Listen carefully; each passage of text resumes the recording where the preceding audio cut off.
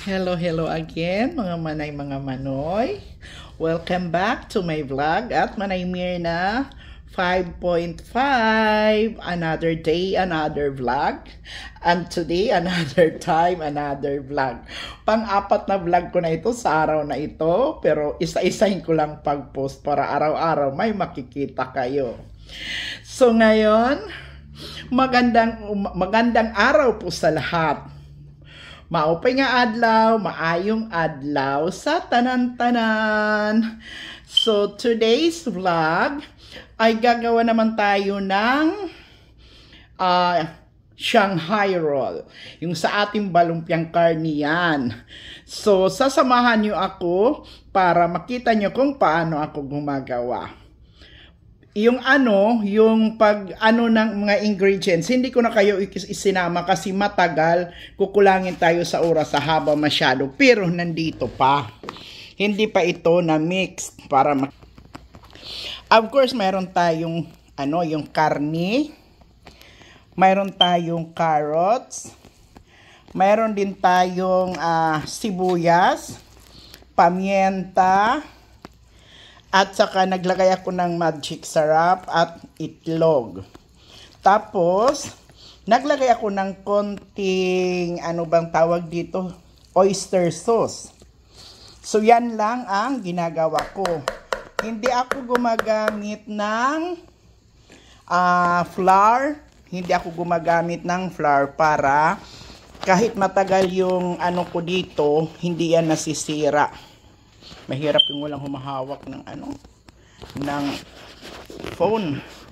Kahit matagal yan sa fridge, hindi yan nasisira. So, ang ginagawa ko, pinaghahalo-halo ko itong lahat.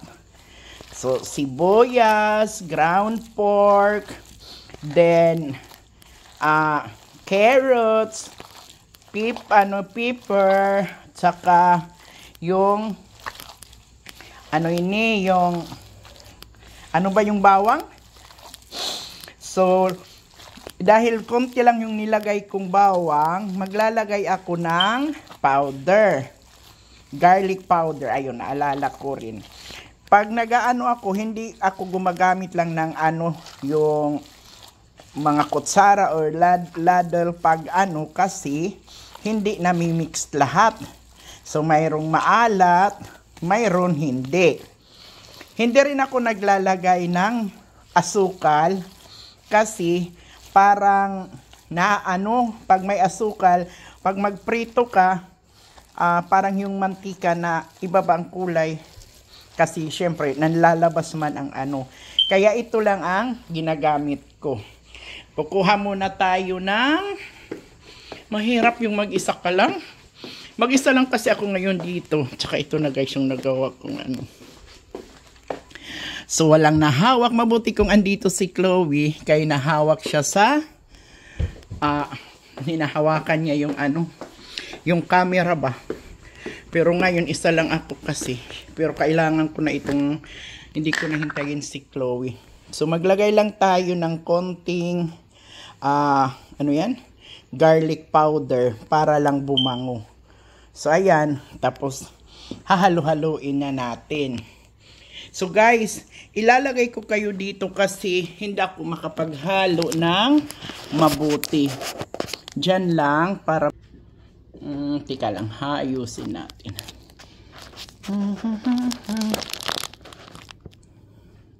Ayan, so dito muna tayo maghalo-halo ng nagagloves ako kasi maliban sa malinis, yung kamay ko rin, hindi na oil. Ginaganito ko lang yan. Hindi ako makontento sa ganito or sa luwag kay parang feeling ko hindi namimix lahat. So, ito ang paggawa ko ng Shanghai. At aray, naku, daming disturbo. At pag mayroong nag-o-order sa akin, bali, ang 25 pieces nito ay $10. So, 40 ang 40 ang 100. Tapos marami ka mang magagawa kasi maliliit lang naman. Hindi yung mahaba. Pinagpuputol-putol nila. Makita nyo mamaya, magpuputol tayo. Kaya, hindi ko na kayo isinama sa paglagay ng mga ingredients para makita nyo yung kasi alam ko naman na alam nyo yung mga ingredients sa ganito kasi ginagawa natin ito pag may fiesta, di ba? Ginagawa. Kasi ito sigurado na na-mix mo ang lahat.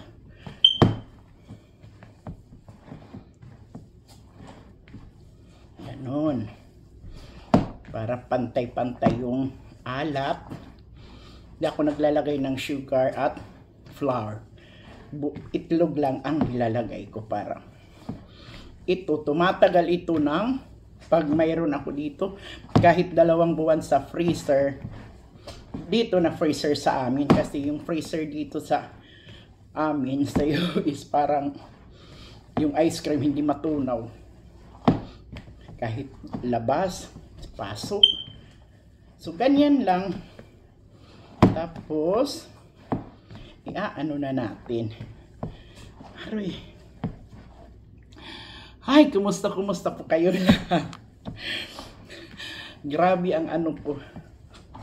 Grabe na ang vlog ko sa araw na ito. Kota na tayo, day. Last na ito. Sa susunod naman na araw.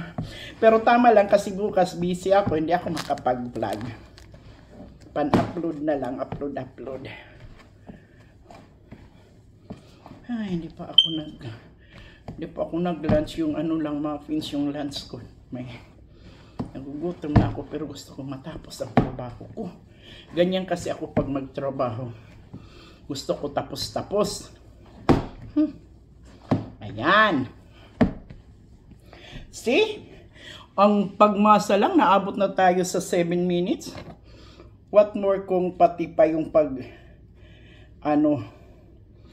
paglagay ng mga ingredients at saka yung pag-process, yung nilagay sa food processor, sus matagal. Kaya yung food processor ko is maliit lang.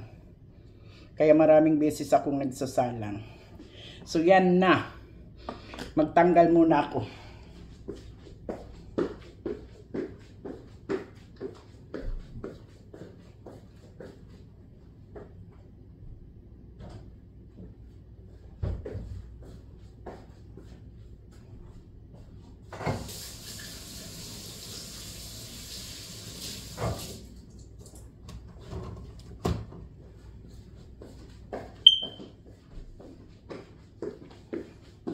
So ngayon, mag-start na tayo.